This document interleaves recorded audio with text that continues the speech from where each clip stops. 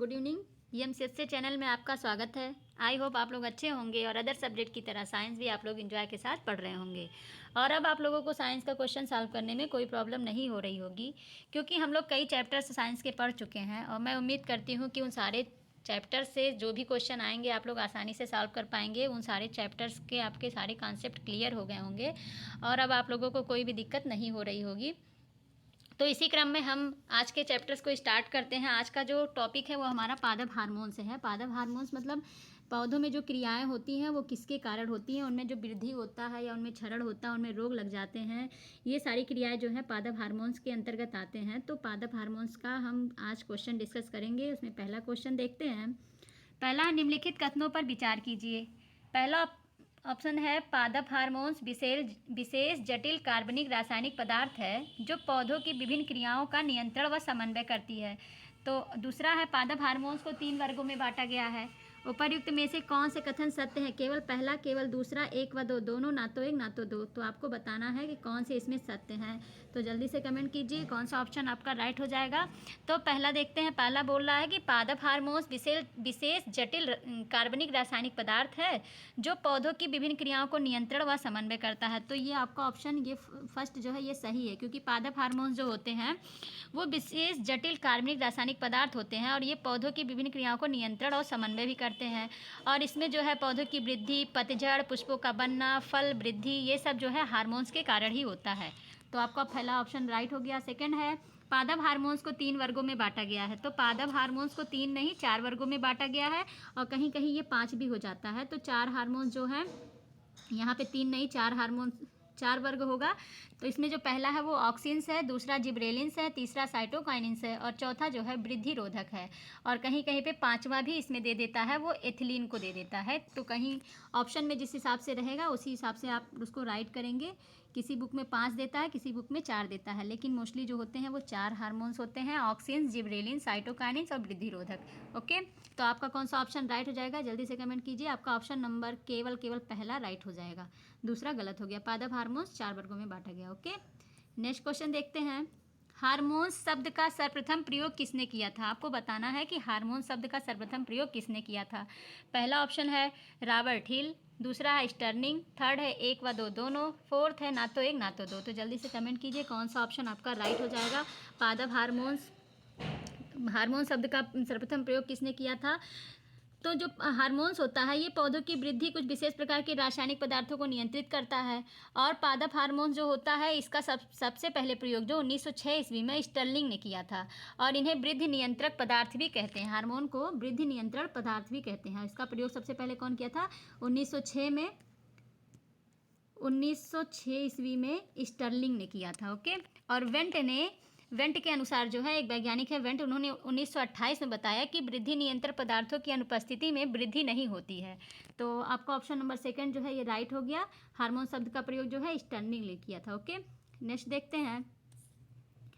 Auxin की खोज किसने किया और किस पौधे पर किया था? आपको बताना है। जो ऑक्सिन है ये पादप हार्मोन्स, इसकी खोज किसने और किस पौधे पे किया? तो पहला ऑप्शन है शाल्कोवस्की ने गेहूं पर, दूसरा है स्टर्लिंग ने गेहूं पर, तीसरा है शाल्कोवस्की ने जई पर, फोर्थ है वेंट ने जई पर। तो जल्दी से आंसर दीजिए कौन सा ऑप्शन आपका राइट हो जाएगा। तो ऑक्सिन क्या होता है? ये वो पदार्थ होते हैं जो पौधों की जो कोशिकाएं होती हैं उनको विस्तार करते हैं या उनका दीर्घीकरण करते हैं। और इनमें जो है इंडोल एसिटिक एसिड जो है मुख्य होता है। ऑक्सिन जो प्रमुखता होते हैं ये दीर्घीकरण को प्रेरित करते हैं, मतलब पौधों की वृद्धि को हमेशा प्रेरित करते हैं और ये अन्य क्रियाओं को भी प्रेरित करते हैं। प्राकृतिक रूप में पौधे के अंदर जो मिलने वाले ऑक्सिन्स के अतिरिक्त सामान्य व्यवहार और रासायनिक संरचना वाले जो संश्लेषित पदार्थ भी ज्ञात होते हैं जो पौधों को बाहर से दिए जा सकते हैं। तो और इसका जो ऑक्सिन का जो प्रयोग होता है वो वृद्धि दर पे भी प्रभावित करते हैं और पौधे के अनुवर्तन क्रिया में भी शामिल होते हैं। उत्को अंगों का निर्माण भी करते हैं। फल निर्माण व अनिषेक फलों का भी ये उसको बीज रहित बनाने की कोशिश करते हैं। तो आपका कौन सा ऑप्शन राइट हो जाएगा? इसमें जो है वेंट महोदय ने इसका प्रयोग जई पे किया है। जई एक प्रकार का पौधा है जिस पर वेंट महोदय ने ऑक्सिन की खोज की थी। तो आपका ऑप्शन नंबर 4 जो है राइट हो जाएगा। ओके, नेक्स्ट देखते हैं।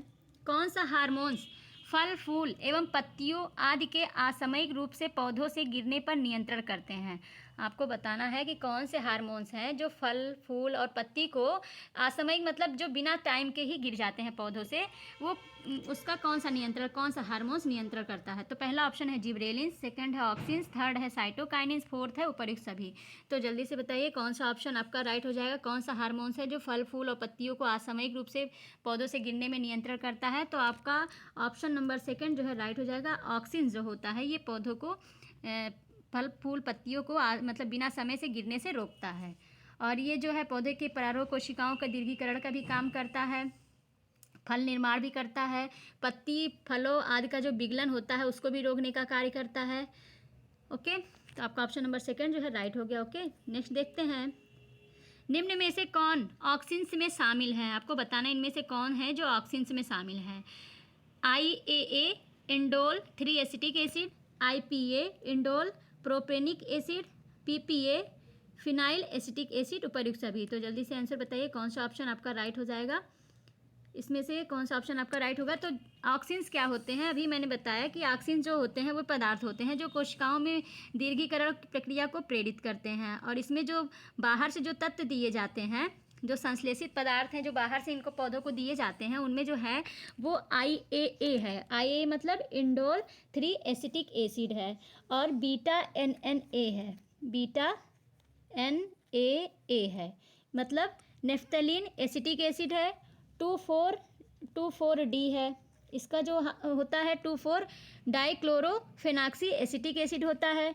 IPA है इंडोल प्रोपेनिक एसिड है। PPA है फिनाइल एसिटिक एसिड है। तो आपका कौन सा ऑप्शन राइट हो जाएगा, आपका उपर्युक्त सभी, ये सभी जो हैं ये ऑक्सिन्स में शामिल हैं। ऑक्सिन जो होता है ये पौधों की कोशिकाओं को दीर्घीकरण और फल को पकने, बीज का निर्माण होने, सुसुप्तावस्था को ख़त्म करने, जो ये सारी क्रियाएं होती है ये पादप हार्मोन्स ऑक्सिन्स करता है। ओके, तो आपका ऑप्शन नंबर फोर्थ जो है राइट हो गया। नेक्स्ट देखते हैं, निम्नलिखित कथनों पर विचार कीजिए। पहला है ऑक्सिन्स पौधों की कोशिकीय वृद्धि को प्रेरित करता है।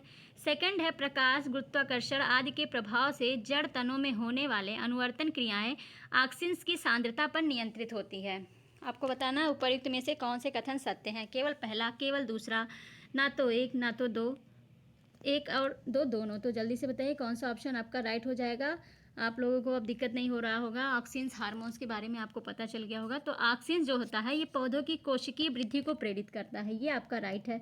ऑक्सिन्स जो होता है पौधों में कोशिकीय वृद्धि मतलब कोशिका का निर्माण करता है, उनकी वृद्धि, विकास, फलों का बनना और पत्तियों का जो है सही ढंग से निकलना, ये सारी चीज़ें जो होती हैं कोशिकीय वृद्धि, कोशिका मतलब उनकी जो सेल होते हैं उनका निर्माण करता है पौधों का। तो ऑक्सिन्स ये आपका राइट हो गया। सेकंड है प्रकाश गुरुत्वाकर्षण आदि के प्रभाव से जड़ व तनों में होने वाले अनुवर्तन क्रियाएं ऑक्सिन्स की सांद्रता से नियंत्रित होती है। तो अनुवर्तन मतलब होता है जो पौधे गति करती हैं, तो उसके लिए प्रकाश गुरुत्वाकर्षण आदि का प्रभाव जो है जड़ तनों में होने वाली अनुवर्तन क्रियाएं, ये सब ऑक्सिन्स के कारण ही होते हैं। ऑक्सिन्स जो पादप हार्मोन्स हैं इसके कारण ही पौधों में वृद्धि, प्रकाश, गुरुत्वाकर्षण के द्वारा जड़ तनों में जो क्रियाएं होती हैं, गति करने की क्रियाएं होती हैं, वो सारी चीज़ें जो होती हैं ऑक्सिन्स के कारण ही होती हैं। तो आपका कौन सा ऑप्शन राइट हो जाएगा, आपका ऑप्शन नंबर थर्ड जो है राइट हो जाएगा। एक व दो दोनों राइट हो जाएंगे। ये दोनों क्रियाएं जो हैं ऑक्सिन्स के प्रमुख लक्षण हैं। ओके, नेक्स्ट देखते हैं, आलू आदि के पौधों में सुप्त कलिकाओं को सुप्तावस्था में ही बनाए रखने के लिए किस हार्मोन्स का प्रयोग किया जाता है। पहला ऑप्शन है जिब्रेलिन, सेकंड है ऑक्सिन्स, थर्ड है साइटोकाइनिन, फोर्थ है वृद्धि रोधक। तो आपको बताना है कि आलू जो होता है उसमें सुप्त कलिकाएं वो होती हैं, जैसे आलू अभी हम कुछ दिन तक ढक देते हैं तो उसमें छोटे छोटे बर्ड्स निकल जाते हैं। आलू में देखे होंगे आप लोग, छोटे छोटे बर्ड्स मतलब उसको बोलते हैं कि आलू उग गया है उस पर। तो वही जो सुप्त कलिकाएं होती हैं उसको उसी अवस्था में मतलब शांत बनाए रखना ताकि वो उस पर उगे ना।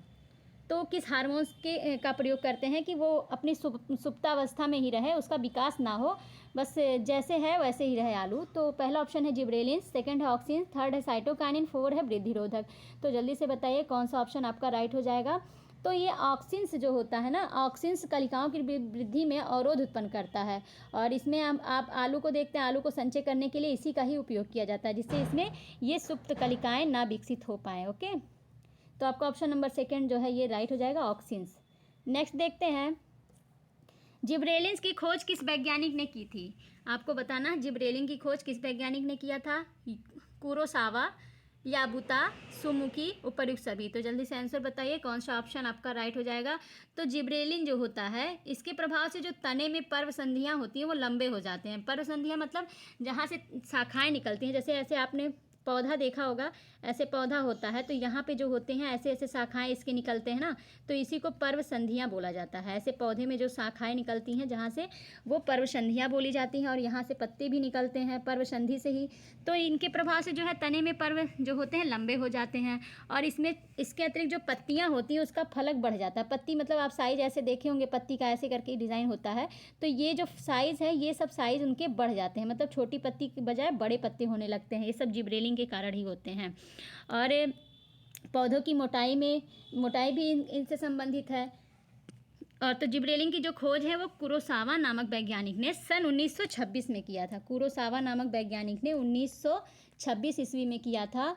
और याबुता और सुमुकी ने इसको जो खोज किया था वो जिब्रेला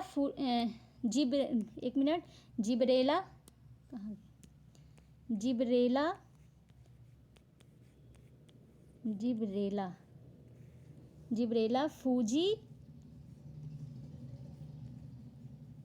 कुरोई, जिब्रेला फुरूजी कुरोई नामक एक कवक होता है। इस पर याबुता और सुमुकी ने जिब्रेलिन की खोज की थी। तो आपका ऑप्शन कौन सा राइट हो जाएगा। आपका ऑप्शन नंबर फर्स्ट जो है राइट हो जाएगा। कुरोसावा ने जिब्रेलिन की खोज 1926 ईस्वी में किया था और याबुता तथा सुमुकी ने इसे जो है जिब्रेला फुजुकोई नामक कवक से प्राप्त किया था। ओके, नेक्स्ट देखते हैं। निम्न में से कौन सा रसायन साइटोकाइनिन्स का कार्य करता है। आपको बताना है साइटोकाइनिन्स का कार्य कौन सा रसायन इसमें से करता है। काइनेटिन, जी18, ए व बी दोनों, ना तो एक ना तो दो। तो जल्दी से बताइए कौन सा ऑप्शन आपका राइट हो जाएगा। तो साइटोकाइनिन जो होता है ये ऐसे महत्वपूर्ण यौगिक में उपस्थित होते हैं जो कोशिका विभाजन को प्रेरित करते हैं। और इनमें सबसे प्रमुख पदार्थ जो होता है ये काइनेटिन को समझा जाता है। और अब ऐसे पदार्थ भी ज्ञात हो चुके हैं जो काइनेटिन की तरह न्यूक्लिक अम्ल के अपघटन से भी बनते हैं और काइनेटिक समूह के यौगिक भी होते हैं। इस समूह जो पदार्थ होते हैं वो काइनेटिन की तरह ही कार्य करते हैं। और साइटोकाइनिन जो होता है ये काइनेटिन और जी18 नामक रासायनिक पदार्थ का भी कार्य करता है। तो साइटोकाइनिन का कार्य जो है ये काइनेटिन और जी18 भी करता है। तो आपका ऑप्शन नंबर कौन सा राइट हो जाएगा। थर्ड राइट हो जाएगा, 1 व 2 दोनों। ओके, नेक्स्ट देखते हैं। आनुवांशिक रूप से बौने पौधे को लंबा होने के लिए किस हार्मोन्स का प्रयोग किया जाता है। लंबा होने के लिए किस हार्मोन्स का प्रयोग किया जाता है। आपको बताना है कि जो आनुवांशिक रूप से बौने पौधे होते हैं उनको लंबा करने के लिए किस हार्मोन्स का प्रयोग किया जाता है। तो पहला ऑप्शन साइटोकाइनिन, सेकंड है जिब्रेलिन, थर्ड है एथिलीन, फोर्थ है ऑक्सिन। तो जल्दी से बताइए कौन सा ऑप्शन आपका राइट हो जाएगा। तो आनुवांशिक रूप से जो बौने पौधे होते हैं उसके लिए एक बोल्टिंग प्रभाव होता है, बोल्टिंग प्रभाव।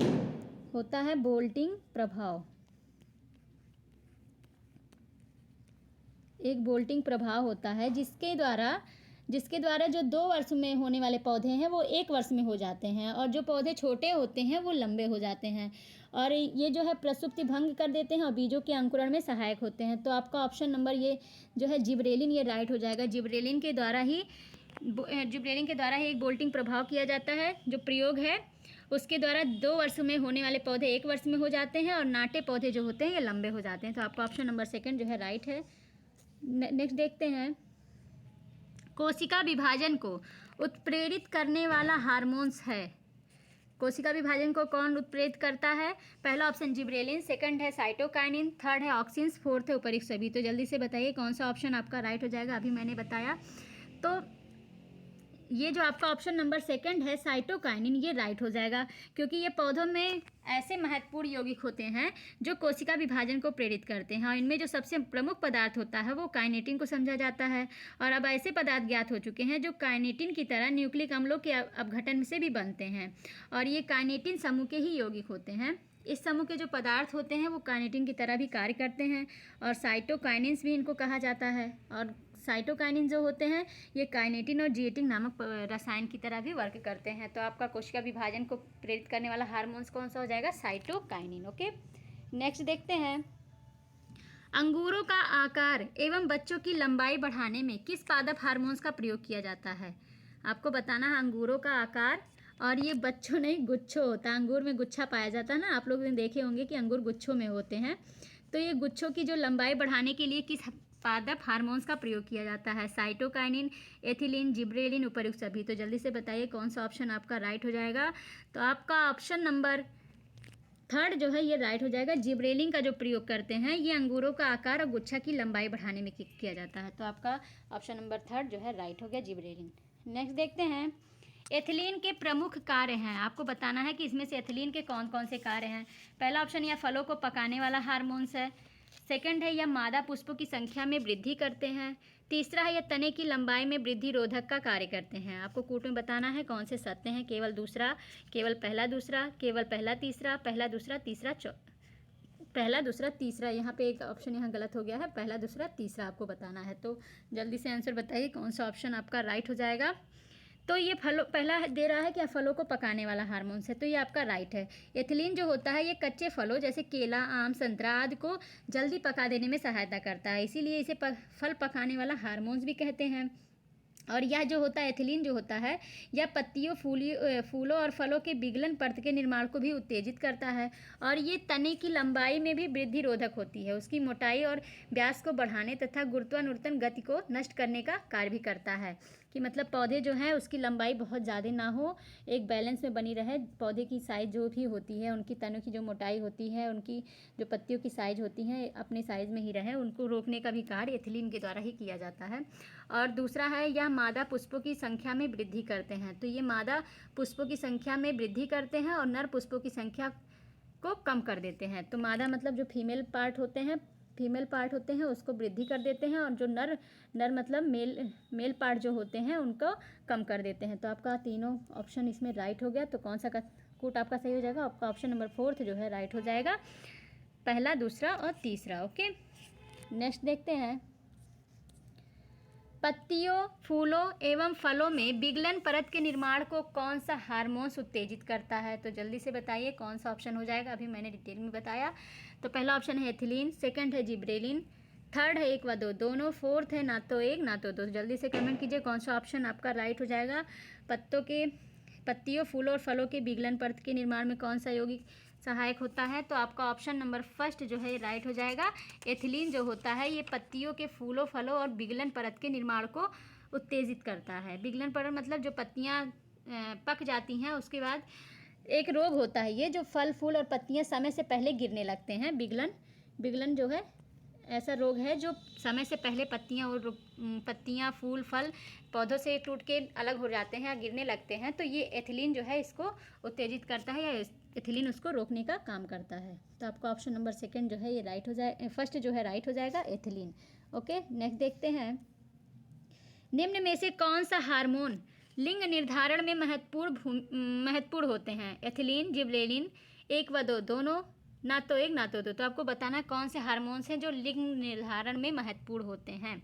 तो जल्दी से कमेंट कीजिए कौन सा ऑप्शन आपका राइट हो जाएगा। तो आपका एथिलीन जो है ये भी लिंग हार्मोन्स है, और जिब्रेलिन भी लिंग हार्मोन्स है। इसी के द्वारा निर्धारित होता है कि पौधों में कौन सा नर पार्ट है, कौन सा मादा पार्ट है। मेल फीमेल का भी निर्धारण इन्हीं दोनों के द्वारा होता है। तो आपका ऑप्शन नंबर थर्ड जो है राइट हो जाएगा, एथिलीन और जिब्रेलिन। ओके, नेक्स्ट देखते हैं, निम्न में से कौन सा अम्ल ऑक्सिन्स और जिब्रेलिन के प्रभाव को अवरोधित करता है? आपको बताना इनमें से कौन सा है जो ऑक्सिन्स और जिब्रेलिन के प्रभाव को अवरोधित करता है। एसिटिक अम्ल, एबिसिक अम्ल, एक व दो दोनों, ना तो एक ना तो दो। तो जल्दी से कमेंट कीजिए कौन सा ऑप्शन आपका राइट हो जाएगा। कौन है जो दोनों इसमें आपको अवरोधित करता है? तो पहला ऑप्शन है एसिटिक अम्ल, सेकंड है एब्सिसिक अम्ल, थर्ड है एक व दो दोनों, फोर्थ है ना तो एक ना तो दो। जल्दी से बताइए कौन सा ऑप्शन आपका राइट हो जाएगा। तो आपका एब्सिसिक अम्ल जो है ये राइट हो जाएगा। पौधों में जो है प्रसुप्तावस्था ऐसी ही वृद्धि रोधकों के कारण समझी जाती हैं जिन पदार्थों को सम्मिलित रूप से डॉर्मिन कहा जाता है, और ऐसे ही एक पदार्थ होते हैं जिसे टार्पोलाइनिक अम्ल भी कहते हैं। पहले इसे एब्सिसिक अम्ल भी कहा जाता था।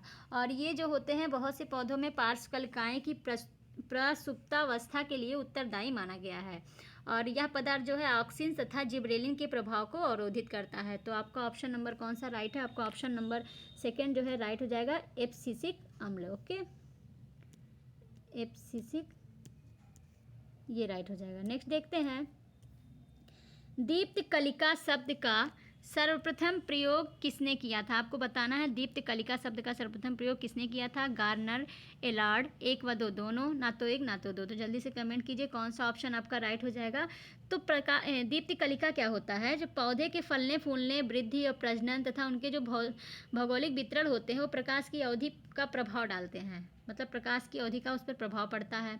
और पौधे द्वारा जो प्रकाश की अवधि तथा समय की प्रति अनुक्रिया को ही दीप्त कालिका कहते हैं। पौधों द्वारा जो प्रकाश की अवधि होती है और समय के प्रति जो अनुक्रिया करते हैं उन्हीं को ही दीप्त कालिता भी कहते हैं।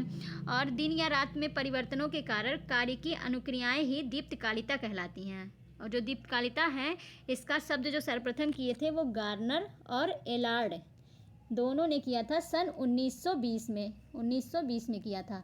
और इन्होंने प्रकाश के आधार पर पौधों को 3 भागों में बांटा था, लंबे दिन वाले पौधे, छोटे दिन वाले पौधे, दिन उदासीन पौधे। लंबे दिन वाले जो पौधे होते हैं ये 12 घंटे से अधिक के प्रकाश काल में पुष्पन करते हैं, जैसे मूली, गेहूँ, चुकंदर इत्यादि हैं। छोटे दिन वाले पौधे जो 12 घंटे से कम दिन और अधिक रात्रि अवधि को पाकर ही पुष्पन करते हैं, जैसे सोयाबीन है, तंबाकू है। और उदासीन दिन वाले पौधे जो होते हैं इनके पुष्पन पर दिन या रात्रि की अवधि का कोई सुनिश्चित प्रभाव नहीं पड़ता है, जैसे कपास और मटर हैं। तो दीप्त कालिता आपको पता चल गया। इसका सबसे पहले प्रयोग गार्नर और एलार्ड ने किया था। तो आपको ऑप्शन नंबर 3 जो है ये राइट हो जाएगा।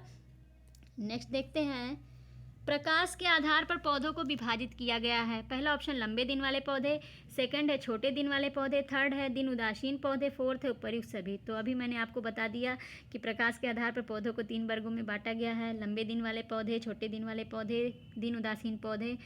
तो जल्दी से कमेंट कीजिए कौन सा ऑप्शन आपका राइट हो जाएगा। तो लंबे दिन वाले पौधे वे हैं जो 12 घंटे से अधिक प्रकाश काल में पुष्पन करते हैं, जैसे मूली, गेहूँ, चुकंदर। और छोटे दिन वाले पौधे वे हैं जो 12 घंटे से कम दिन और अधिक रात्रि अवधि को पाकर ही पुष्पन करते हैं, जैसे सोयाबीन, तंबाकू। और उदासीन दिन वाले पौधे वे हैं जो पुष्पन पर दिन और रात की अवधि का कोई सुनिश्चित प्रभाव नहीं होता है, जैसे कपास और मटर। तो आपका ऑप्शन नंबर 4 जो है राइट हो जाएगा, उपर्युक्त सब है। ऑल राइट हो गया। नेक्स्ट देखते हैं, निम्नलिखित में से कौन सा पदार्थ पादप हार्मोन्स नहीं है? आपको बताना इनमें से कौन सा है जो पादप हार्मोन नहीं है। Cytokinin, ethylene, insulin, gibberellin. तो जल्दी से आंसर बताइए कौन सा पादप हार्मोन्स नहीं है। आप लोग को तो पता है पादप हार्मोन्स कितने प्रकार के हैं, कौन कौन से हैं। तो जल्दी से कमेंट कीजिए। तो आपका ऑप्शन नंबर 3 जो है ये राइट हो जाएगा। ये इंसुलिन जो है ये पादप हार्मोन्स नहीं है। इंसुलिन जो है ये अग्न्याशय या पैंक्रियाज के अंतःस्रावी भाग लैंगरहंस दीपिकाओं की बीटा कोशिकाओं से स्रावित होने वाला एक जंतु हार्मोन्स है, और इसकी कमी से आपको मधुमेह रोग हो जाता है। तो आपको ऑप्शन नंबर 3 जो है ये राइट हो गया। और साइटोकाइनिन्स, एथिलीन, जिबरेलिन और ऑक्सिन्स ये सब जो है आपके पादप हार्मोन्स हैं। ओके, नेक्स्ट देखते हैं, निम्न में से कौन सही सुमेलित नहीं है? आपको बताना इनमें से कौन सा है जो सही सुमेलित नहीं है। पादप हार्मोन्स है और कार्य है। ऑक्सिन्स का कार्य क्या है? शिखर प्रधानता, जिबरेलिन का कोशिका वृद्धि, साइटोकाइनिन्स का वृद्धि अवरोधक, और एब्सिसिक अम्ल का जो है वृद्धि अवरोधक। तो आपको बताना इनमें से कौन सा है जो सही सुमेलित नहीं है। तो ऑक्सिन शिखर प्रधानता ये आपका राइट है। ऑक्सिन का जो कार्य होता है ये पौधों की वृद्धि को बढ़ाता है। शिखर मतलब उनकी जो ऊपर की साइज़ को है, पौधों की जो ऊपर की साइज होती है उनको बढ़ाने का कार्य करता है। तो ये आपका राइट है। जिबरेलिन जो है कोशिका वृद्धि, जिबरेलिन आपका ये भी राइट हो गया। जिबरेलिन जो है कोशिका की वृद्धि करते हैं, कोशिकाओं का निर्माण करते हैं। पौधों में जो उनकी पत्तियां, शाखाएं ये सब निकलती हैं उनको वृद्धि करने का कार्य करते हैं जिबरेलिन। साइटोकाइनिन जो होते हैं ये मैंने आपको बताया कि साइटोकाइनिन का जो काम होता है कोशिका विभाजन का कार्य होता है। ये आपका कोशिका विभाजन होता है, कोशिका विभाजन। तो आपका ऑप्शन तीसरा जो है गलत है। एब्सिसिक अम्ल जो होते हैं ये वृद्धि अवरोधक होते हैं, ये आपका राइट है। तो आपका ऑक्सिन जो है ये शिखर प्रधानता राइट है। जिबरेलिन जो कोशिका वृद्धि ये भी राइट है। साइटोकाइनिन जो वृद्धि अवरोधक है ये गलत है, कोशिका विभाजन है। एब्सिसिक अम्ल जो है वृद्धि अवरोधक है, तो ये आपका राइट है। तो आपका ऑप्शन नंबर 3 जो है ये सुमेलित नहीं है। ओके, नेक्स्ट देखते हैं, सूखा सहिष्णुता से संबंधित हार्मोन है। आपको बताना है सूखा सहिष्णुता से संबंधित हार्मोन कौन सा है। एब्सिसिक अम्ल, जिबरेलिन, इंडोल एसिटिक अम्ल, साइटोकाइनिन। तो जल्दी से कमेंट कीजिए कौन सा ऑप्शन आपका राइट हो जाएगा। तो सूखे के प्रति जो सहनशील पौधे होते हैं वे सूखे की परिस्थितियों में एब्सिसिक अम्ल नामक पादप हार्मोन्स का संश्लेषण करते हैं, और जिससे उन्हें जल को संरक्षित करने में हेल्प मिलती है। तो आपका ऑप्शन नंबर कौन सा राइट हो जाएगा? आपका ऑप्शन नंबर फर्स्ट जो है राइट हो जाएगा। एब्सिसिक अम्ल जो होता है ये सूखे सहिष्णुता से संबंधित हार्मोन्स है। नेक्स्ट देखते हैं, गैसीय स्थिति में पाया जाने वाला हार्मोन्स है। कौन से इसमें हार्मोन्स है जो गैसीय अवस्था में पाया जाता है? Abscisic acid, ethylene, gibberellin, auxin. तो जल्दी से बताइए कौन सा ऑप्शन आपका राइट हो जाएगा? तो ये एथिलीन जो है ये गैसीय हार्मोन्स है। एथिलीन जो होता है ये फल को पकाने वाला हार्मोन्स होता है और यह पौधे के तने के अग्रभाग में बनता है और विसरित होकर पौधों को पकाने में सहायता करता है। एथिलीन जो होता है ये पत्तियों, फलों, पुष्पों के विगलन को तीव्र भी करता है। तो आपका ऑप्शन नंबर फर्स्ट जो सेकंड जो है ये राइट हो जाएगा, एथिलीन। ओके, नेक्स्ट देखते हैं, हरे पौधों को कृत्रिम ढंग से पकाने हेतु गैस है। तो अभी मैंने बताया कि कौन सा ऑप्शन आपका राइट होगा। पहला ऑप्शन है एसिटिलीन, सेकंड है इथेन, थर्ड है हाइड्रोजन, फोर्थ है कार्बन डाइऑक्साइड। तो आपको बताना है कि हरे फल जो होते हैं उनको कृत्रिम ढंग से पकाने के लिए कौन सा गैस प्रयुक्त होता है? तो जल्दी से आंसर बताइए। तो prevention of food adulteration rule जो होता है ये 1955 की धारा 44A के तहत एसिटिलीन गैस से फलों को पकाने पर प्रतिबंध लगाया गया है। और फलों को पकाने में प्रयुक्त होने वाला जो कैल्शियम कार्बाइड में आर्सेनिक और फास्फोरस पाए जाते हैं। कैल्शियम कार्बाइड जो होते हैं ये वातावरण में मौजूद नमी से प्रतिक्रिया कर एसिटिलीन गैस बना देते हैं जिससे फल पकता है। और फलों को जो कृत्रिम रूप से पकाने हेतु कार्बाइड के मुकाबले एथिलीन को अधिक सुरक्षित और स्वीकार माना गया है। तो एथिलीन जो है एक प्रकार का पादप हार्मोन्स है। तो आपको ऑप्शन नंबर फर्स्ट जो है राइट हो जाएगा, एसिटिलीन। ओके, कृत्रिम फल को कृत्रिम ढंग से पकाने वाला गैस है। नेक्स्ट देखते हैं, निम्न में से कौन सा सही सुमेलित नहीं है? सम्मिलित नहीं है, यहाँ पे सुमेलित होना चाहिए। कौन सा सही सुमेलित नहीं है? पहला ऑप्शन है कृत्रिम रूप से फलों का पकाया जाना, एथिलीन। सेकंड है baking soda, sodium bicarbonate. Third है शीतल पेय, नाइट्रोजन। फोर्थ है क्वार्ट्ज, सोडियम सिलिकेट। तो आपको बताना है कौन सा इसमें सही सुमेलित नहीं है। तो जल्दी से बताइए कौन सा ऑप्शन आपका राइट हो जाएगा। तो कृत्रिम रूप से फलों का पकाना है एथिलीन। अभी मैंने बताया कि एथिलीन जो है फलों को पकाने के लिए यूज़ किया जाता है। सेकंड है बेकिंग सोडा, बेकिंग सोडा जो होता है वो सोडियम बाइकार्बोनेट बोला जाता है, ये भी राइट है। शीतल पे जो होता है ये नाइट्रोजन नहीं बोला जाता है, इसको कार्बन डाइऑक्साइड बोला जाता है, CO2 बोला जाता है। और क्वार्टर जो होता है ये सोडियम सिलिकेट होता है। तो आपका कौन सा ऑप्शन रंग हो गया? आपका ऑप्शन नंबर थर्ड जो है ये सुमेलित नहीं है। शीतल पे जो है एक कार्बन डाइऑक्साइड है। नेक्स्ट क्वेश्चन देखते हैं और आज का लास्ट क्वेश्चन, टमाटर के बीज रहित फल का उत्पादन संभव है? टमाटर के बीज रहित फल का उत्पादन संभव है। पहला ऑप्शन टमाटर के खेतों में सूक्ष्म मात्रिक तत्व के अनुप्रयोग से। सेकंड है पादपों पर खनिज घोल छिड़कने से। तीसरा है पुष्पों पर हार्मोन छिड़कने से। फोर्थ है रेडियो एक्टिव तत्वों से युक्त उर्वरकों के अनुप्रयोग से। तो आपको बताना है कि टमाटर में बीज ना हो ये फल का उत्पादन संभव है, किसके माध्यम से संभव है? तो जल्दी से कमेंट कीजिए कौन सा ऑप्शन आपका राइट हो जाएगा। तो टमाटर, संतरा, नींबू, जो केला, ये सब जो फल हैं ये बिना परागण के भी फल का विकास हो सकता है। और ये फल जो हैं बीज रहित होते हैं। यदि पुष्पों की कली से पुंकेसर निकाल कर वर्तिकाग्र के ऊपर ऑक्सीन का लेपन कर दिया जाए तो बीज रहित फल बन जाते हैं। तो आपका कौन सा ऑप्शन राइट होगा? आपका ऑप्शन नंबर थर्ड जो है राइट हो जाएगा, पुष्पों पर हार्मोन्स छिड़कने से आपका टमाटर के बीज जो होते हैं ये फल बीज रहित फल का उत्पादन करते हैं। तो इस प्रकार फ्रेंड आज का क्वेश्चन आप लोग को अच्छा लगा होगा और एंजॉय के साथ आप क्वेश्चन सॉल्व किए होंगे, कुछ नया जानने को मिला होगा। कुछ बच्चे पहले से ही जान रहे होंगे इस सब के बारे में, पादप हार्मोन्स के बारे में, पादप हार्मोन्स का कार्य क्या है, जिब्रेलिन, ऑक्सिन, एसिटिलीन, एथिलीन, इन सब का वर्क क्या है। तो आप लोगों को आज का वीडियो बहुत ही अच्छा लगा होगा और आप लोग बहुत अच्छे से सॉल्व किए होंगे। तो आज के लिए बस इतना ही, अब मिलते हैं नेक्स्ट वीडियो में। तब तक के लिए thank you so much all friends.